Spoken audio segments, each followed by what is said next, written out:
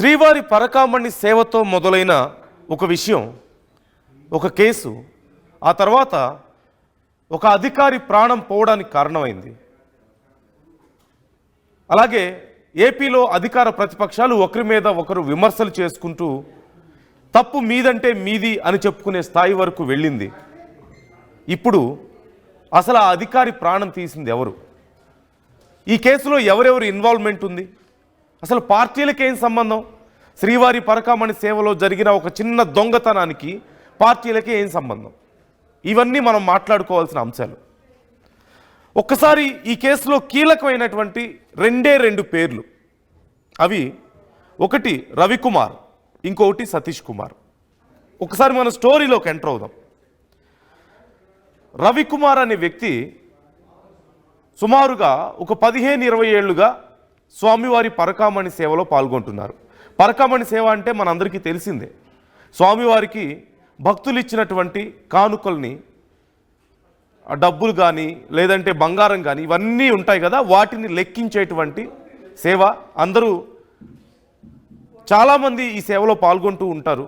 ఇష్టపూర్వకంగా వచ్చి స్వామివారి సేవగా భావించి ఆ కార్యక్రమంలో పాల్గొంటూ ఉంటారు. మీరు స్క్రీన్లో చూస్తున్నారు. అలా డబ్బులు లెక్కేసి ఏమేమి ఎంత వచ్చాయో అన్నీ లెక్క చెప్తూ ఉంటారు. సీసీ కెమెరా పర్యవేక్షణలో ఇదంతా కూడా జరుగుతూ ఉంటుంది. సో ఈ సేవ దగ్గర అసలు విషయం మొదలైంది. రవికుమార్ అనే వ్యక్తి స్వామివారికి పరకామణి సేవలో పాల్గొంటూ ఉంటారు. ఈ రవికుమార్ ఎవరు అంటే పెద్దజీయర్ స్వామి మఠంలో గుమాస్తా. అంతవరకు బాగానే ఉంది. అయితే చాలా ఏళ్లుగా రవికుమార్ అక్కడ సేవ చేస్తున్నారు. ప్రతిరోజులాగానే ఆ రోజు కూడా రవికుమార్ స్వామివారికి సేవలు చేశారు. కానీ సీసీ కెమెరాలో చూస్తున్నటువంటి అక్కడ ఉన్నటువంటి సిబ్బందికి రవికుమార్ వ్యవహారం ఎందుకో కొంచెం డౌట్ఫుల్గా అనిపించి సీసీ కెమెరాలో ఇంకొంచెం క్లియర్గా అబ్జర్వ్ చేయడం మొదలు పెడితే రవికుమార్ అక్కడ ఉన్నటువంటి కొన్ని కరెన్సీ నోట్లను దొంగిలిస్తున్నట్లుగా ఆ కెమెరాలో రికార్డ్ అయింది. అది గమనించినటువంటి అక్కడ సిబ్బంది వెంటనే స్థానిక AVSO, assistant vigilance and security officer, ఆయనకి కంప్లైంట్ ఇవ్వడం జరిగింది. సతీష్ కుమార్కి సమాచారం ఇచ్చారు.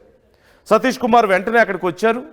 రవికుమార్ వెళ్తున్న సమయంలో ఆయన్ని ఆపి పూర్తిగా చెక్ చేస్తే ఆయన దగ్గర విదేశీ కరెన్సీ కొన్ని డాలర్స్ దొరికాయి. $100 నోట్లు ఒక 9 బయటపడ్డట్లుగా తెలిసింది.